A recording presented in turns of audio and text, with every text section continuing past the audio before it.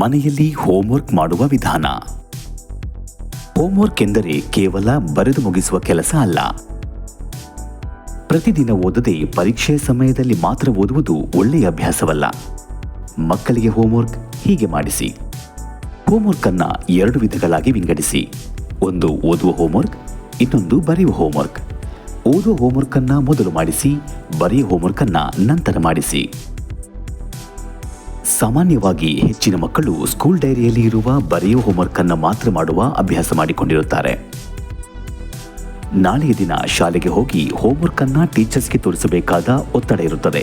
ಹಾಗಾಗಿ ಸಾಮಾನ್ಯವಾಗಿ ಮಕ್ಕಳು ಬರೆಯುವ ಹೋಮ್ವರ್ಕ್ ಅನ್ನ ಎಷ್ಟೇ ಸಮಯವಾದರೂ ತಪ್ಪದೆ ಮಾಡಿ ಮುಗಿಸುತ್ತಾರೆ.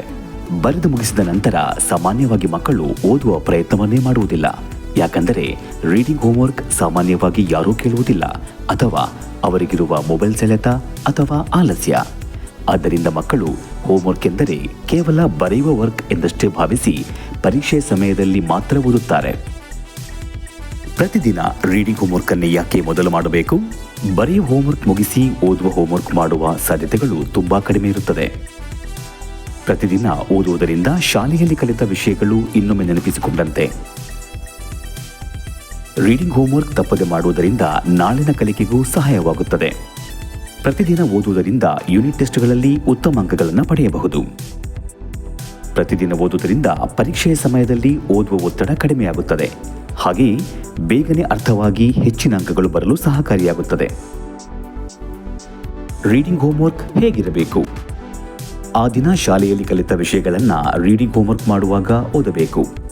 ಇಂಗ್ಲಿಷ್ ಸುಮಾರು 15 ನಿಮಿಷ, ಕನ್ನಡ ಸುಮಾರು 15 ನಿಮಿಷ, ಹಿಂದಿ 10 ನಿಮಿಷ, ಸೈನ್ಸ್ 15 ನಿಮಿಷ, ಸೋಷಿಯಲ್ ಸೈನ್ಸ್ 15 ನಿಮಿಷ.